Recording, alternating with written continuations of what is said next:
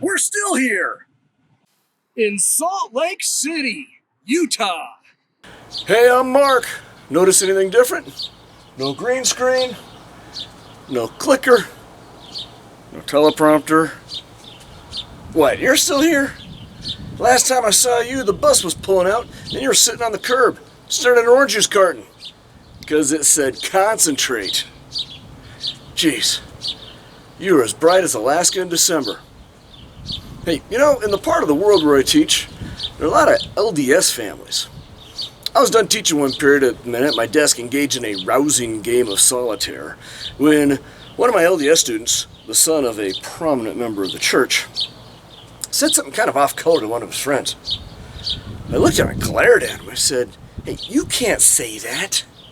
You're a son of a bishop." One of the girls was like totally freaked out, totally offended. She stood up, she started and said, "Mr. Haggard, that's horrible." So what do you mean? "You can't say that. You called him a son of a bishop." Oh, a bishop. True story. Hey, I'm glad we got away from school. I'm glad we could be out here where some hands-on learning can be done. I'm Mark Haggard. I'm a history teacher gone rogue, and we're on a field trip to the SLC. So the Church of Jesus Christ of Latter-day Saints originates with Joseph Smith. Joseph Smith was a young man who lived with his mom and dad in Palmyra, New York, upstate New York, during the 1820s. The 1820s was a period of time referred to as the Second Great Awakening, as people in America really tried to figure out what God and what religion was all about. This was a time of great religious fervor. What's that? Yes, fervor, blowed-upness. A time of great religious blowed-upness as people wanted to find out what God was all about. And of course, this was a time of, the important things. Like, when you baptize, do you sprinkle or do you dunk? When you have communion, do you eat leavened bread or unleavened bread? When you have communion, do you drink wine or juice? Was Jesus right-handed or left-handed? Stuff that destroyed churches and drove people away from each other. People, man, God gives you something great, and we got to find a way to screw it all up. I digress. But during this time of great religious blowed-upness, the Second Great Awakening, Joseph Smith went out into the woods, and he went down on his knees and he prayed, "Oh God, show me the real way. Show me the light." And it was there that it is said that he was met by God and by Jesus, and they spoke to him. And then there was a whole series of other visions that Joseph Smith had. James and Peter and John and Aaron, and then the angel Moroni, who gave him the golden tablets, which he translated into what becomes known as the Book of Mormon. Joseph Smith began preaching what he found out in his new book, and he started drawing many followers to him. But along the way, there were many good Christians that didn't cotton to this new teaching.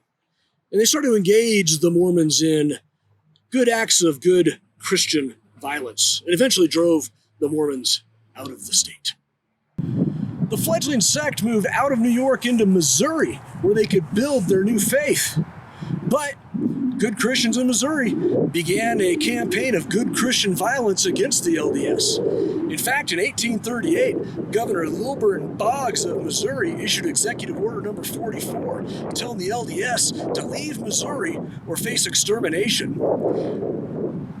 On November 1st, 1838, Joseph Smith surrendered to Governor Boggs. When he was charged with treason, he left Missouri before he could be arrested and took the Mormon sect with him. The new home for the Latter-day Saints was what they called Nauvoo, Illinois. Now, I apologize, but every time I hear Nauvoo, I think of Jar Jar Binks from Star Wars going, "Ani misa go Nauvoo," right? I digress. The state of Illinois gave Joseph Smith near autonomy over the city of Nauvoo, and more importantly, agreed not to extradite him to Missouri for the charges in the Mormon War. After an unknown assailant attempted the assassination of Wilbur Boggs in 1842, the governor of Illinois had no choice but to extradite Joseph Smith back to Missouri. He sent 2 officers to arrest him, and as they were on their way to Missouri, they were intercepted by a group of Mormons who had an order issued by the court in Nauvoo for him not to be extradited. The following year, Joseph Smith had 6 LDS leaders excommunicated. They, in turn, went to the Illinois courts and got indictments against Smith for violating Illinois' laws against polygamy and for perjury. They then established a newspaper in Nauvoo that printed all of the allegations against Smith. The Nauvoo City Council ordered the destruction of the newspaper and went in and had their printing press destroyed. Joseph Smith was then charged in nearby Carthage, Illinois, for inciting a riot. He was arrested and held in a second-floor jail cell in Carthage. A couple of nights later, a mob broke into the jail cell, shot his brother Hiram. As Joseph Smith was making a beeline towards a window, he was shot several times. He fell out of the window, died hitting the ground, before the mob scattered, he was shot several more times. For the Latter-day Saints, there really was no good place back east where they were safe. Good Christians were willing to use good Christian violence to get rid of the LDS heresy. So under the new leadership of Brigham Young, the LDS decided they needed to move out to the west, out to a new promised land, out to a new Zion.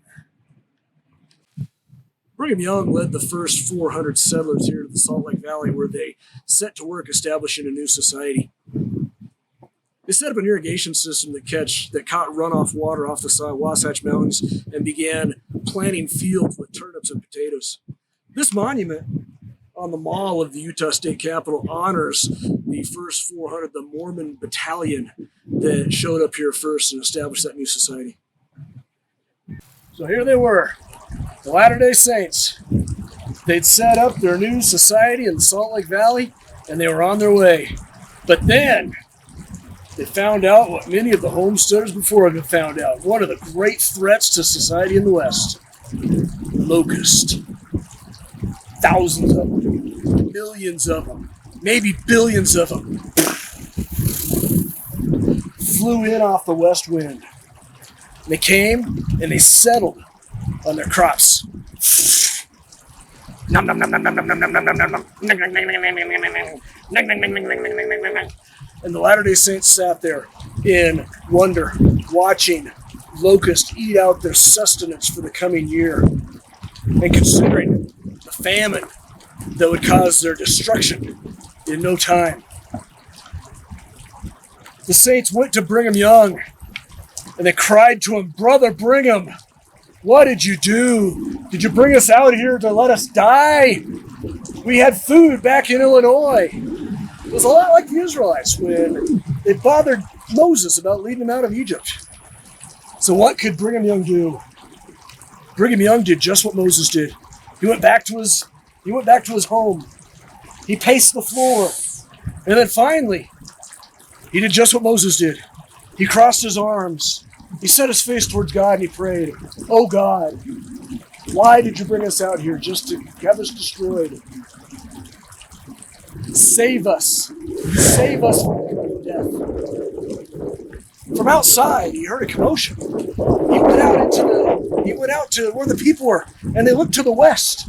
And off of the Great Salt Lake, they saw a cloud. What was it? What would it be? And as it got closer, they realized it wasn't a cloud of water. It wasn't a rain cloud. It was a cloud of seagulls. But just why is that? Is the seagull like the least aerodynamic bird ever? I mean, whenever you see an eagle, a seagull. Well, I lived in Fresno and I lived in Idaho. They're nowhere near the coast, but every once in a while, after a big storm blows up, you got seagulls all over the place. Dumpsters on top of light posts. They're just sitting there. I mean, it's almost like seagulls are going, must flap faster, must flap faster, must flap faster. But again, I digress. So the seagulls come in off the Salt Lake, and then the wind dies down, and the seagulls settle on the ground around the Latter-day Saints. And then they notice the locust. And the seagulls go into the fields and attack the locust and have the meal of their lifetime. And it's the seagulls that saved the Latter-day Saints, their first effort to create a colony, to create a society out here in the Salt Lake Valley. Over the next 2 decades, more Latter-day Saints followed the Mormon Trail out to the Salt Lake Valley, what the Mormons called Deseret, escaping persecution from the eastern United States.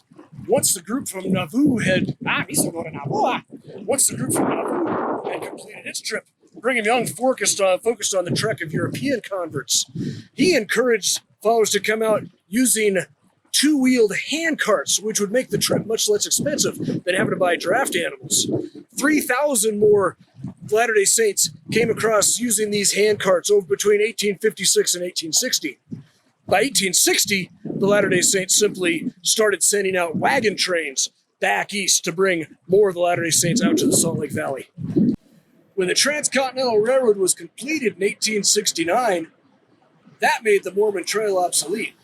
Yet, between 1847 and 1869, 70,000 Latter-day Saints had traveled the Mormon Trail, making it the greatest migration of American people in American history.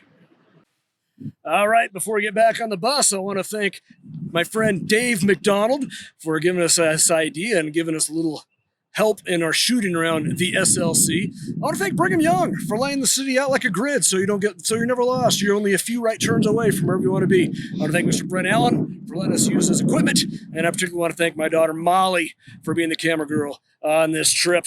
I hope you enjoyed it. I hope you enjoyed being on the field trip with us. Remember, I'm Mark Haggard. I'm a history teacher gone rogue, and this has been Field Trip. Back on the bus!